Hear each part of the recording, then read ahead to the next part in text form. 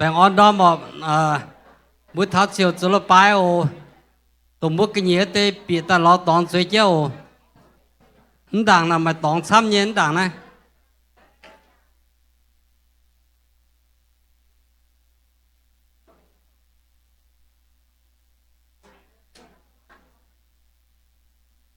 mà cả bữa miếng bữa tỏi tao mà bữa khô tài cháy bữa cho nó bài tao rồi nó thôi mà bữa sâu chỉ xin ổ như bữa chim mà bữa ổ mà tao như phải ổ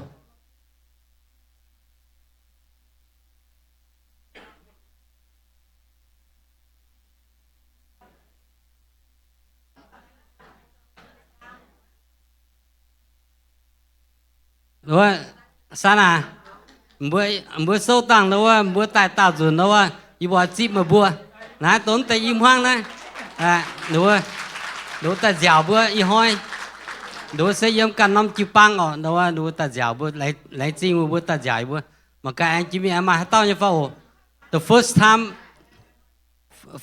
time visitor over liu hin đâu á đúng bữa yếm cả năm chữ băng bây giờ hoi ni sẽ chết ni té tai ta bữa anh ở con tới lấy chim vào bữa anh hay chip đồ ở bữa liu hin bữa y toàn tiền cảm ơn mà tao bữa first time bữa ta nói sẽ bữa cho nó bài nó số chỉ xin ô oh that's another one welcome na mày chiêm như xiêm bây là ý chí nàng tụ mày on luôn à đúng không oh này on à sorry lại chi một bữa ta giàu à em mà tao như phải oh good nó cao lông à nó cao lông ta dùn lên nó ti rửa rồi tai à mà mới cái lên neighbor mà tao à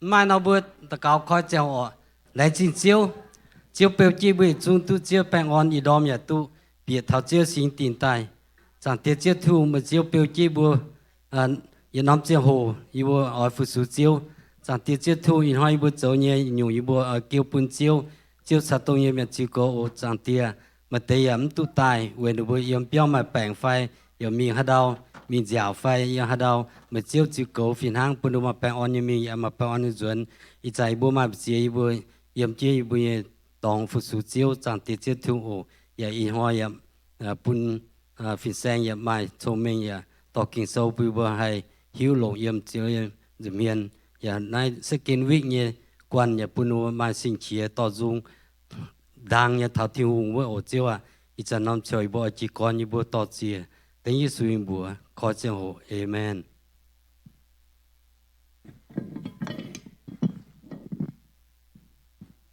Okay, good morning. Bình an đó mà, những hồi lồng những hồi à, you were yết chúng tôi biết thảo chiếu những sinh tình tại thanh niên.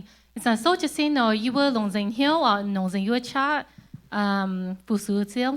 Okay, 110 giang chân. Yesu ni bùa hồi han panang tai ni liu giang chân.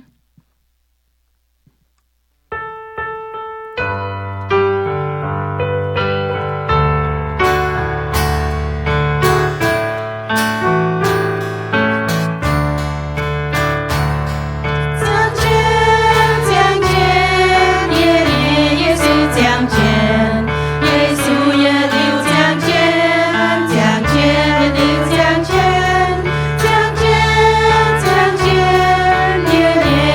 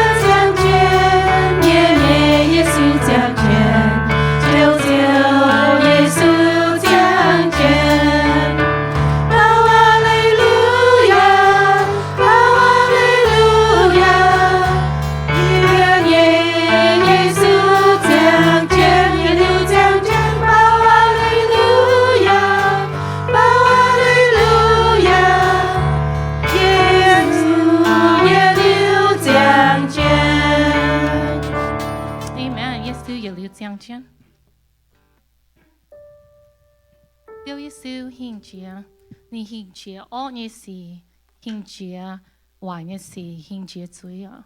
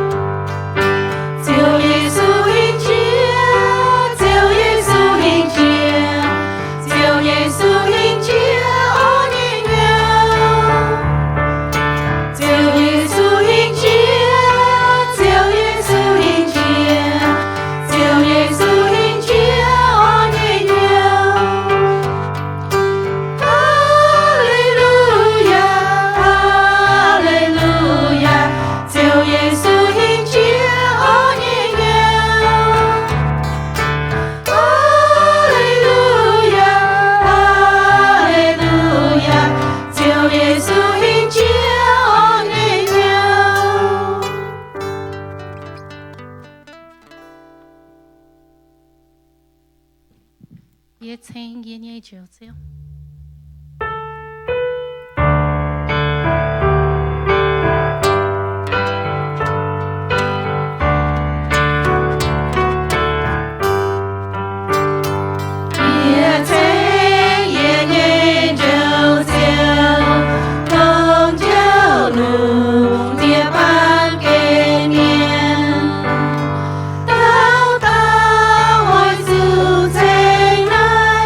Trái chia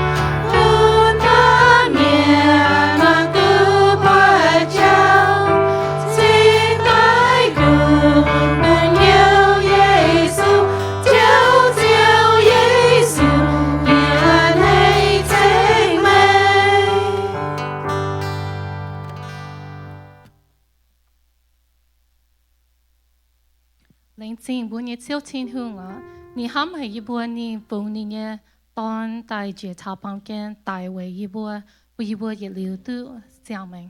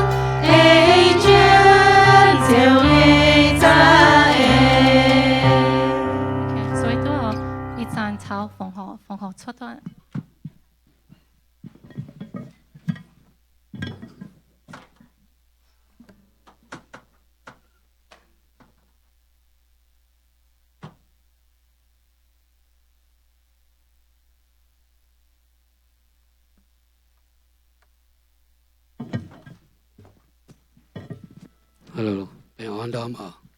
Tại ta vừa phong hòa trang hồ hiện tung, ta lòng năm châu hòa. Như bây giờ lòng chẳng tía thiên hùng, tông chạy lòng chạy đào, chiếu nhà bơi vừa mà mảnh trang mà chỉ tháo của tàu. Như vừa lại thiên hùng, chiếu bơi vừa muốn non li bài, tháo non li bài vừa kinh. Ta ta bình an yên nhiều, tu biệt tháo chiếu như sinh tin tại thành chiếu. Chẳng tháo đam tin vừa lòng năm châu phong hòa. Tin nhàn rồi bún chiếu, tông chiếu chạy tập bơi vừa nhẹ, vừa kén tu lồng, vừa này lại thiên hùng. Tại lòng năm châu phong hòa, tông vừa tốt cho ta phong hòa bún chiếu.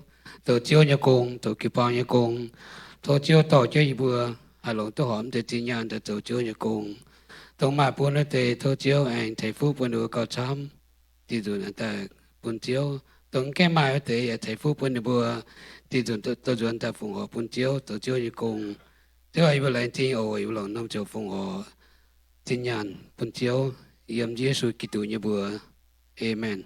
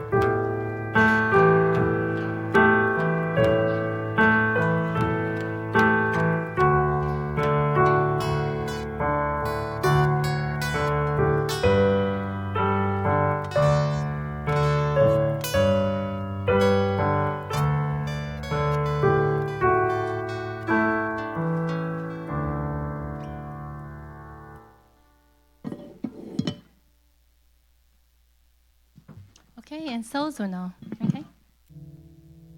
Bài lo chiếu Giêsu.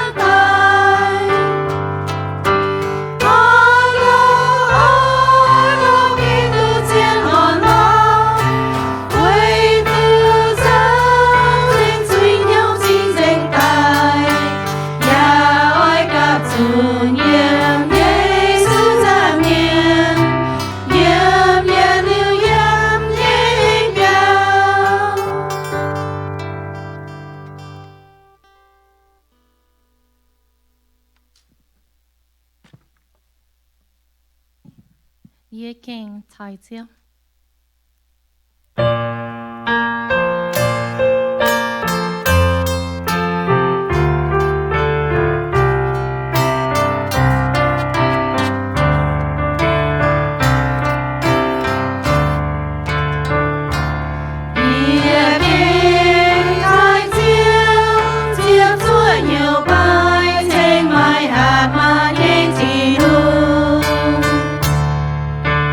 Love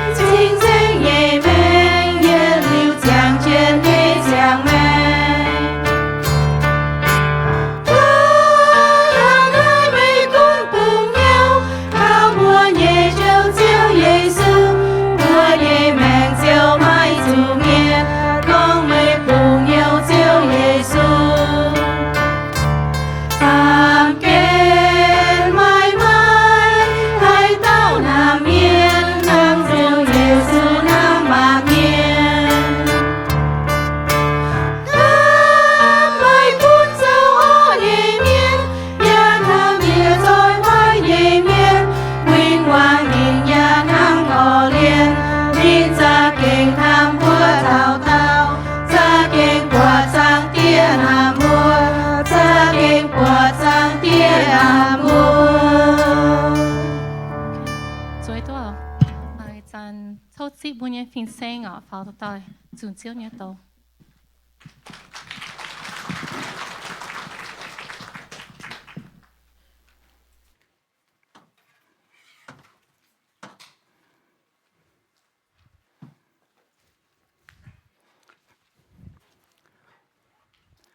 Good morning.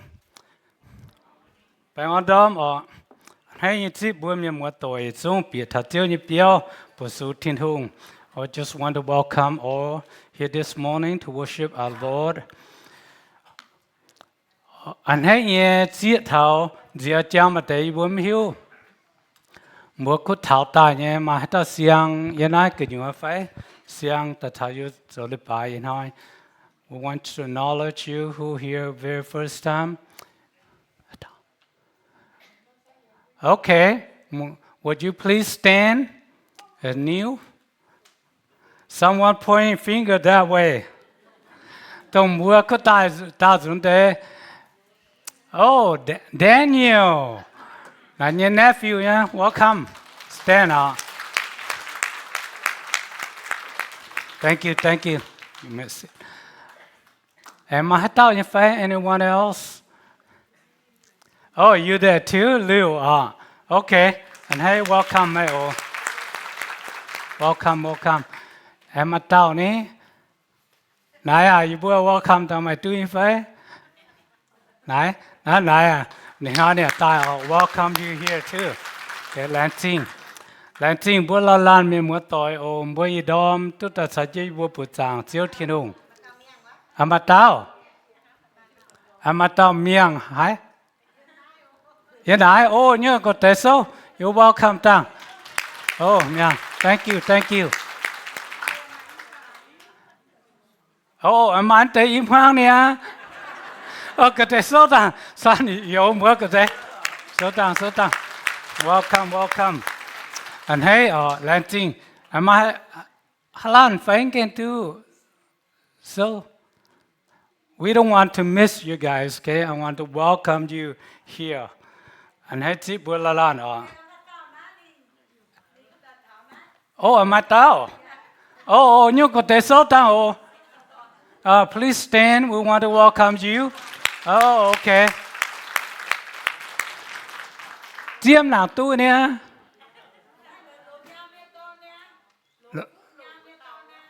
Oh, mấy ton tao wa lù á. Oh, okay. We'll welcome you here today, okay? All right.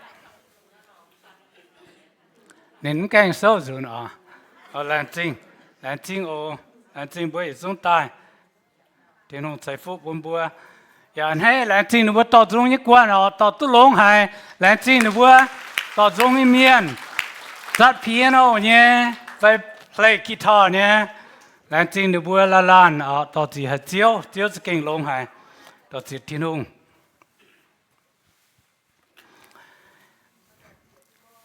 Chỉ ta nói là bài bữa chẳng tu nhé phải bữa hộ thà nhung.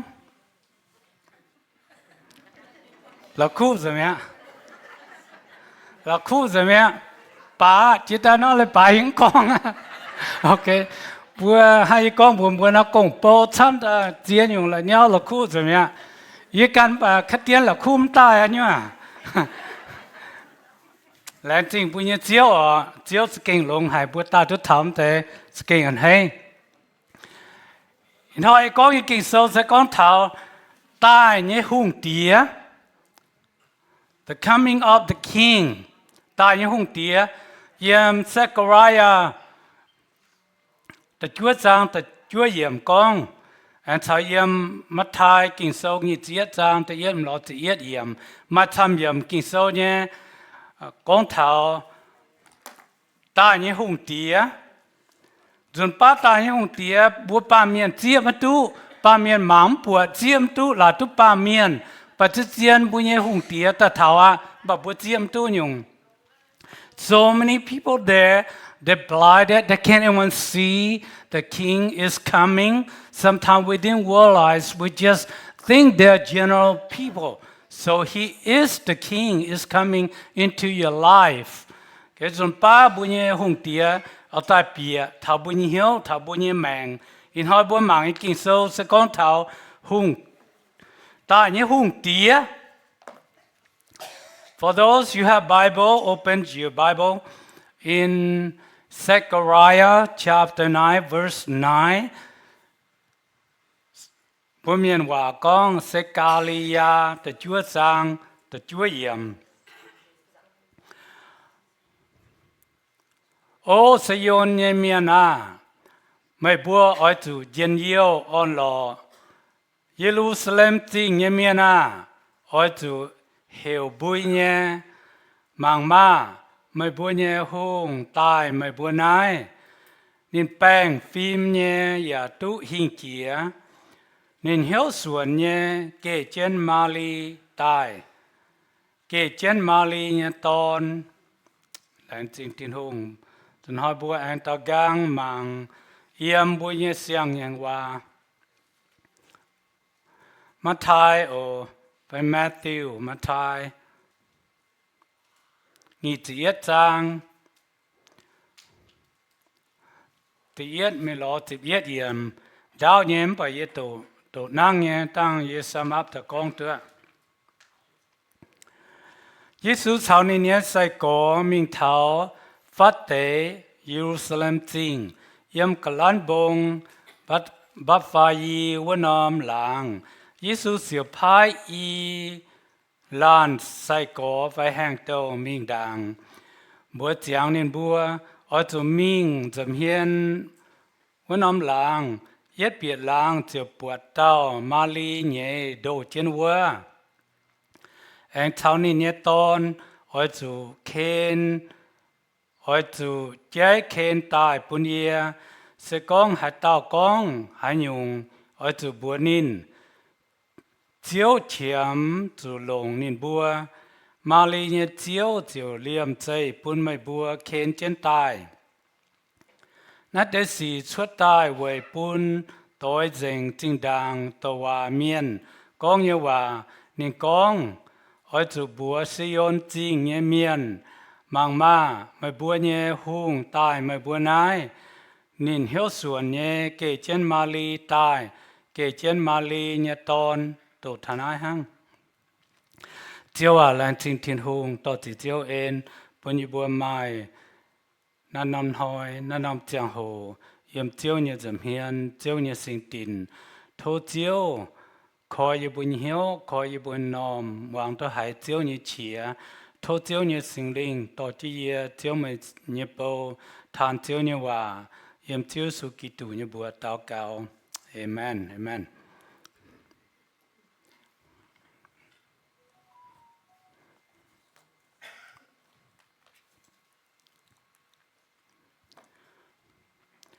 Mang tới chỉ con hòa Sikalia tổ hòa con bé nghỉ chiếm mình lo bé sẽ bé đàng BC nó đàng mà hiếu xuân nhé bèn phim nhé hùng chiết tu chế Giê-xu Kitô tông nín hai to bèn on chào diệu en tại bún nín nhé miên.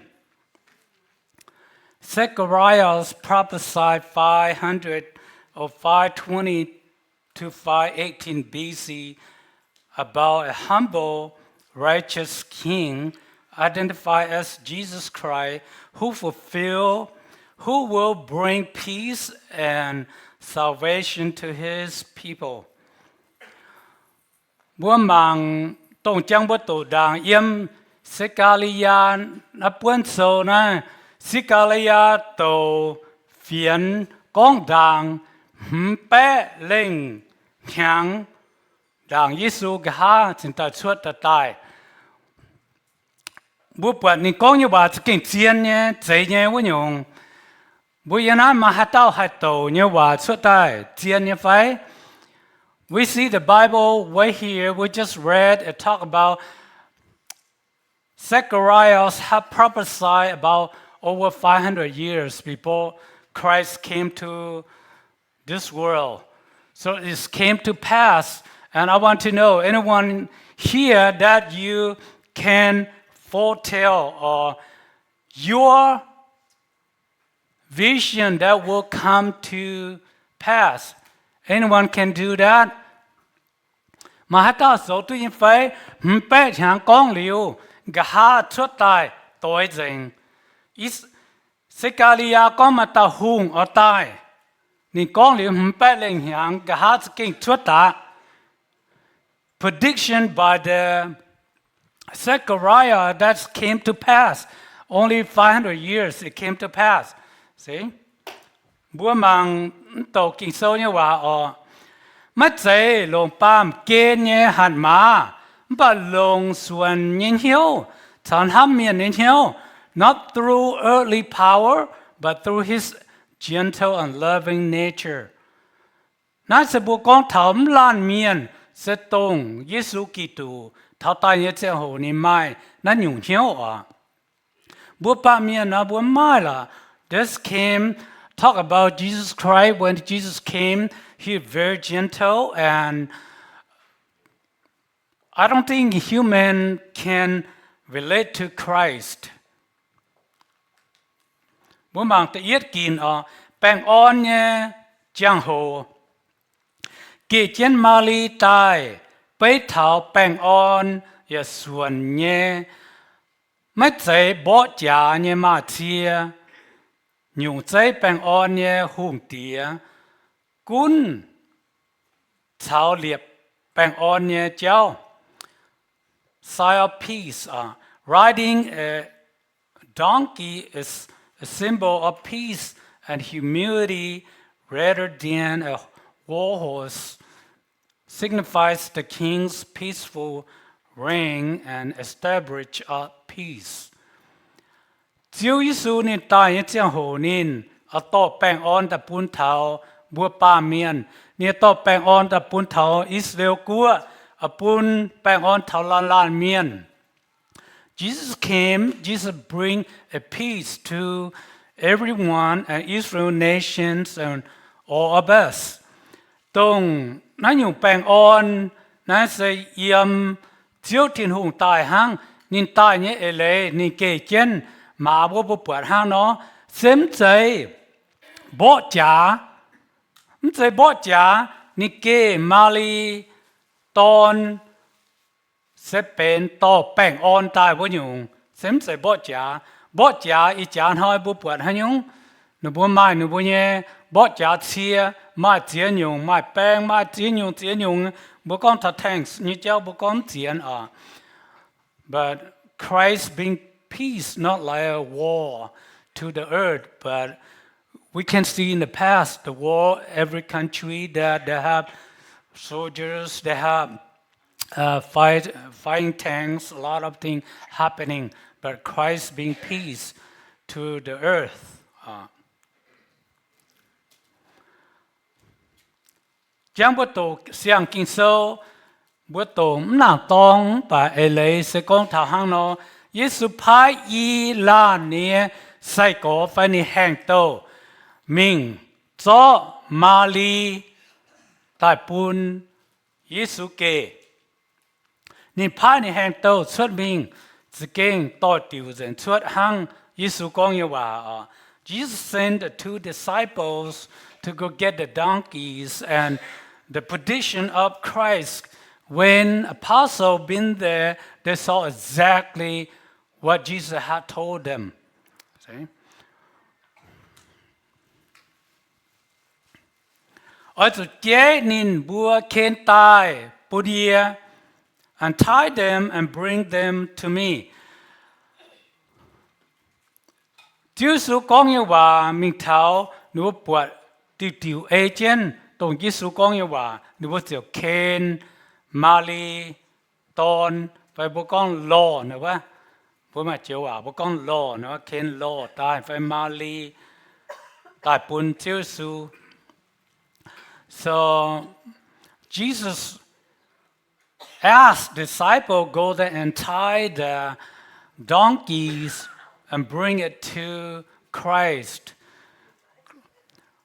Bố bật thảo cho hùng như miền là ma tao kê lo ma tao kê Mali cho hùng như miền kê lông nghe chia bố con thảo năm mấy cua nhé tập bung mà mấy cua tập bung okay. For instance, in America here, nobody rides the donkeys to the White House.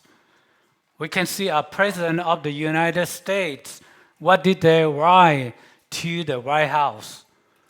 Bố bà đi hùng tía kê hay nhóm mình hoa vẫn còn biểu bẻ. Nếu mình sẽ kê Mali in sẽ. Mali là miền con kê chất ta là bên ai chỉ nhé. Tổngว่าai chỉ nhé miền lồng ha nhòa. So we look at the Christ humble himself to ride the animal to Jerusalem. He's supposed to ride what? Chariot or something. Lông nhé cái này kê mình. Bà nắm hồ nó mà hang chia nó bố biến kê ở. Nó vẫn sẽ kê má nhé. Nó hồ nà. Kê má phê nà. Mali nà. Bố bật. Thảo ấy lấy sẽ nếm sẽ tai. Thảo lô mà bèn tỏ tình mà nhung. Bố bố hít tú thảo. Cái nín tai sẽ nín tai. Tỏ bèn ôn tai mà nhung. Tập phế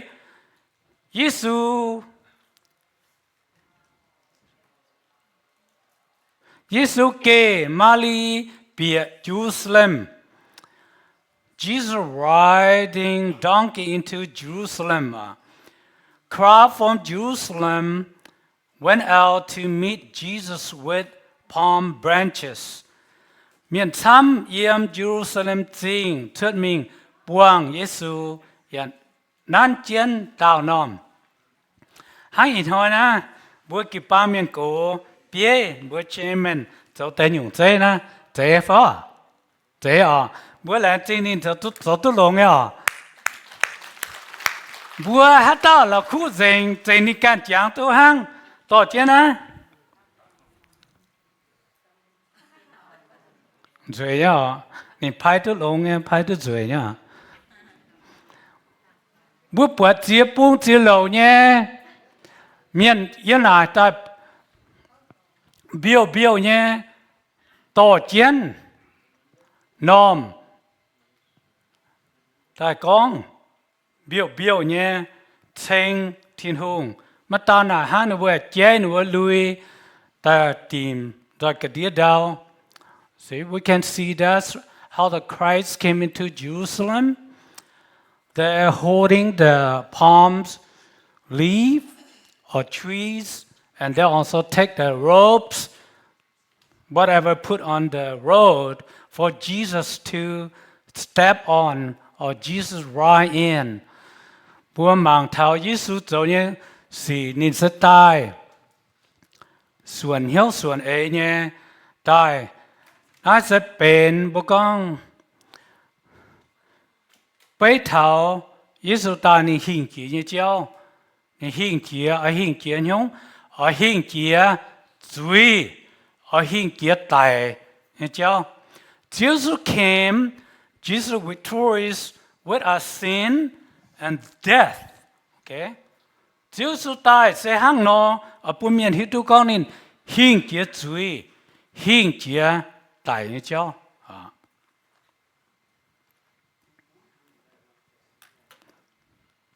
Tâm kín sẽ có phải hàng tàu can như miền Hosanna Thênh David nhé chạy phun thố thiên hùng chạy phu tên chiếu nhé bùa tài vô lan Hosanna thênh yếm hàng chia nhé tổng vô quệ thiên hùng phải vô tao thiên hùng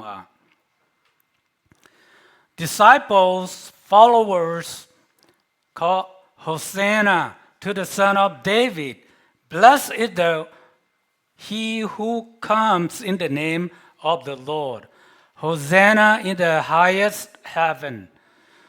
Bố bọt nhé, nó bố tai, nó bố hiểu chết chênh chân thiên hùng. Hát tao, yếm cái hên miền biêu nhé tròa miền. Có Hosanna, chênh thiên hùng. Buôn chiếu bố con thảo Hosanna, chẳng có Hosanna. What is the meaning? What is symbolic to us? Chiếu mà buôn mà hát tao sẽ猜mà cả chiếu Hosanna là con thảo hành nhung. What is the meaning of Hosanna? Can you translate another word? Hát tao hiểu? Okay, có xong? Good, amen. Chủ bia, nên con hiểu save me now. Chẳng con chiếu Hosanna, diệu ye sana. Lấy nó bố hiểu trên chiếu số biểu na Jerusalem sing nó bố con chiếu diệu ye bua y chan. Save us now.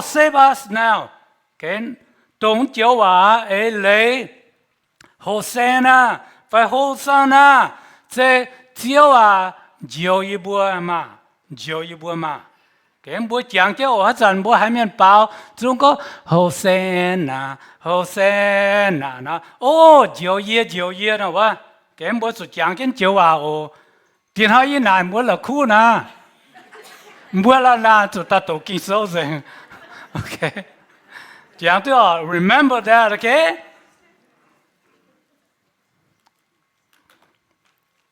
ta lùa kín Giêsu yếm Jerusalem Jing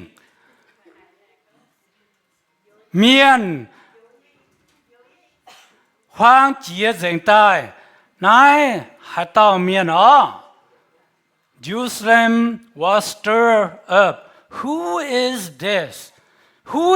this man? Nãy tin tông hạt tao biêu ở trên nín hạt tao nhiều hoang dành là hạt tao ní nãy hát tao miền in hoi nó ta cho bữa mung biêu nhé hát tao hiểu rõ rằng là đi cho nhung là hát tao. See, do you know that whole city stir up and everyone say, who is this man? Muốn ham cả sẽ có in hoi bùi chiếu su tai na làm bùi nó走bữa con lao hàm được bùi nha nè. So, bố có耶稣thái tam mày na phải bố chủ bát gì đâu. See, that's the meaning. If Jesus came in here, what do you want to salute him? You want to say hello, or you just bow down to the ground? Vậy chứ, Chúa Giêsu nhìn sẽ tin hùng tổng nó dùn nó bữa mà biển hiếu nó bữa cá hát tao ní nè. Okay.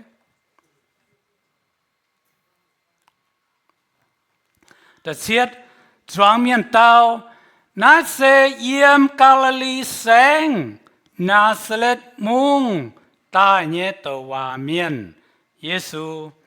Crowds answer, this is Jesus, the prophet from Nazareth in Galilee. Xin được bố con, Giêsu là chỗ tàu hòa miền hang nè, muốn biển hiếu nên con này yếm Nazareth ta nhé tàu hòa miền quê, mà chia tàu, chia lan miền, chia mất tu, Giêsu tổng hà lan miền, tổng hà quê, nếu bố chia mất tu nhung, chia tàu miền con này nên tàu hòa miền hang lọ nè,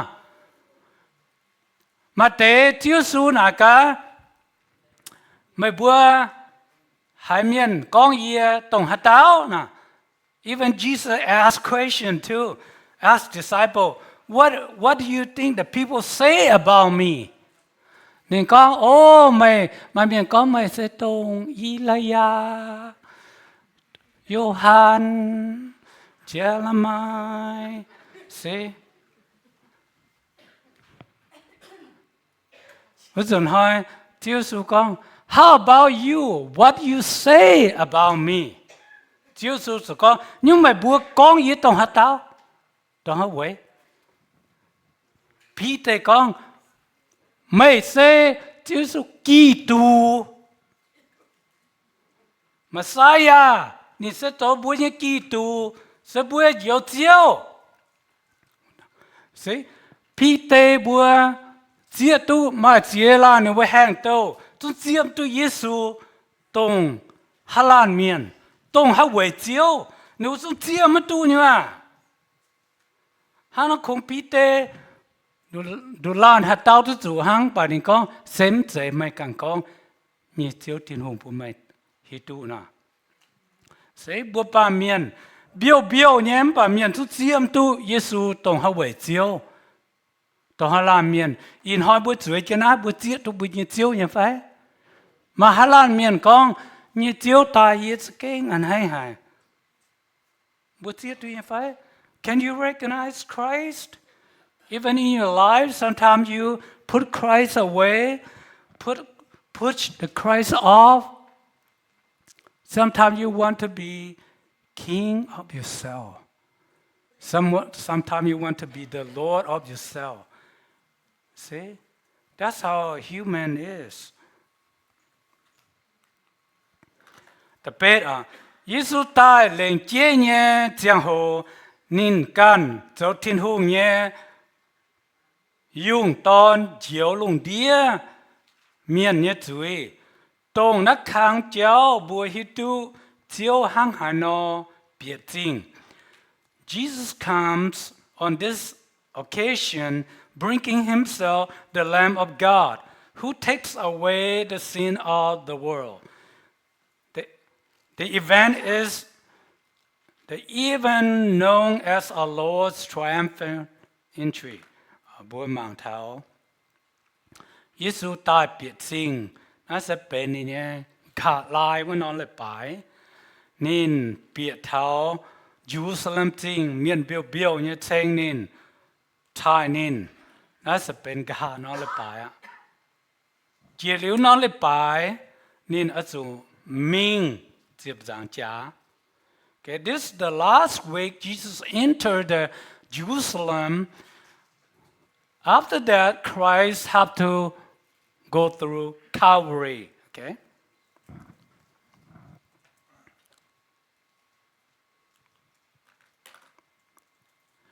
Tông nát nôm giang hồ Giêsu tông chuang tai biệt chính bun Israel mienh yếm Jerusalem chính hi tu Messiah châu diệu diệu.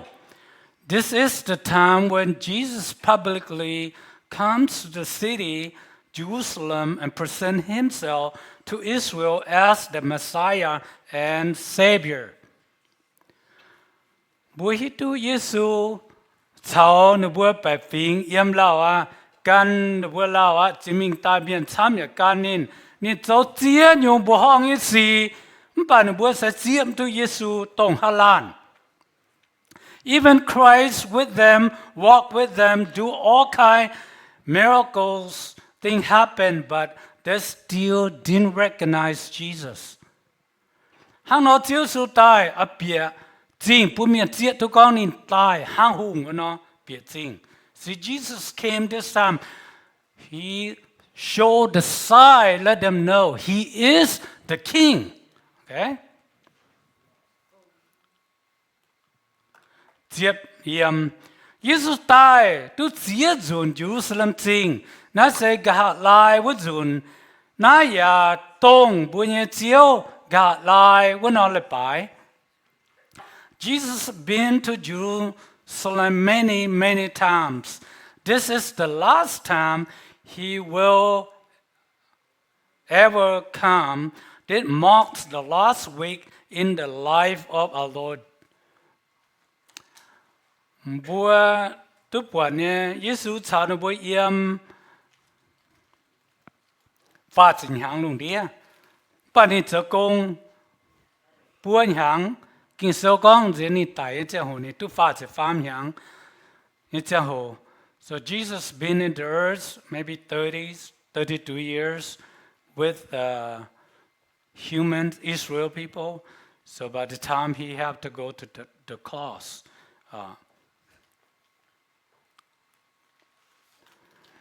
bữa mà thà xét mới hòa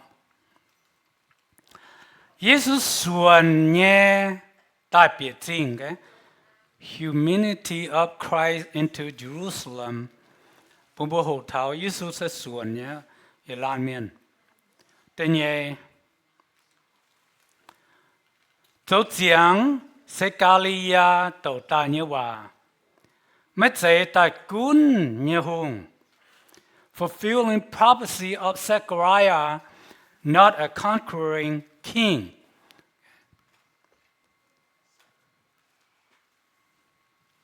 Muang thiên hùng nghe chế bèn on như hùng sẽ muang thiên hùng chế ni chén thiên hùng chế châu giang ni công nên sẽ bèn on như hùng tia obedience of God's plan, a king of peace.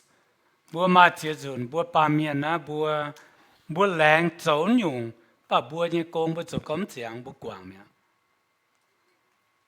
bà chiếu sự tại bàn kênh ni chén chẳng thì phai ni công ni chỗ thật giang nhung bữa hồ hiếu có chiếu Giêsu ni ở chỗ hùng yếm bữa là lan miền em mènh cái I wanted to clarify that Christ wanted to be the king of your heart.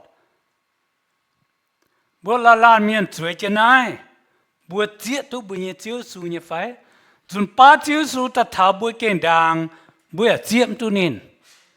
Can you recognize our Lord Jesus came into by your door, stand by? Sometimes you can't even recognize him. Chúng ba bố con buông cái tu chip Giêsu cho chiếu để đó chỉ vào ô chip Giêsu ta cho mũi chiếu nên con ye chúng mà chỉ cần cho chiếu ye sẽ lồng tao cho chiếu nè thành hậu để nó con I am the king of my heart. Who else should I want? See?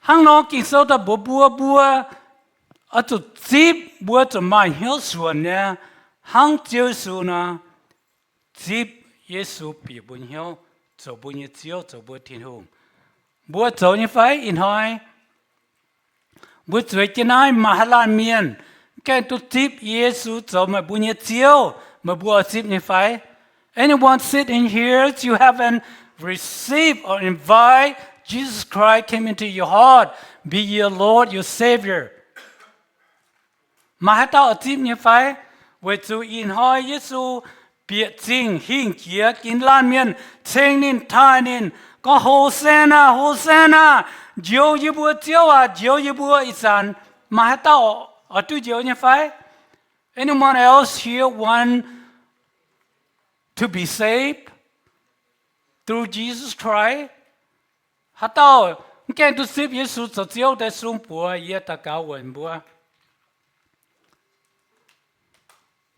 oh my atip cái tu ship oh my thằng cái tu xiên thiên hùng tao dùn oh long hà nhưng mà nhau ở xiên như phải cái mà chẳng hổ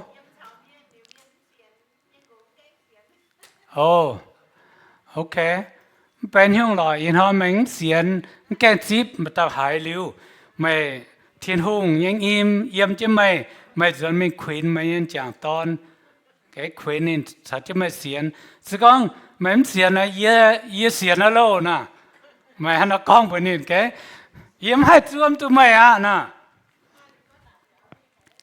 ok lòng hiếu là bùa làm rồi ta cáo bùa làm rồi ta cáo cái thô bùn chiếu thiên hùng Giêsu cho bùn như chiếu cho bùa hùng tía yếm bùn hiếu yếm bùa mèng chạy bùa cho chiếu bà bùn chiếu Giêsu cho chiếu chạy phải amen phải amen bùa làm rồi ta cáo hallelujah chiếu là chính yêu bùa chiếu yêu bùa thiên hùng chiếu sự kinh long hải yêu bùa hậu thảo in hoi tổ kinh sâu yếm Sakilaya con tại như hòa ya yếm xiang ngàn bù sâu mà chia yếm nụ thảo Giêsu ở tại bàm kên chẳng hồ Giêsu đã thảo xuất sẽ yếm Israel của nên ya hồ tai ya 别正行红我呢，本面写都，你做你啊大脚把面，你唔在大顶把面的嘴，把你爱本把面都脚，脚啊本一波啦啦面开一波鸟，接那到红碟，别大走一波脚一波天红，脚啊มา面หมดต่อยตอนบัวมาแกงดูจิบ脚也还脚เนี่ยว่าเร็ว脚做工ยันบัวแมงเปิ้นบัวมาเล่าให้ชาวเจียนแต่จิบ脚แล้วจริงจังเดียวเจ้าอ่ะทอเจ้าใจฟูปุ่นอยู่บัวละลานกิปังให้เจ้าเนี่ยว่าอินหอยยมเจ้าสุญญบัวเต้าเก่าเอเมนเอเมน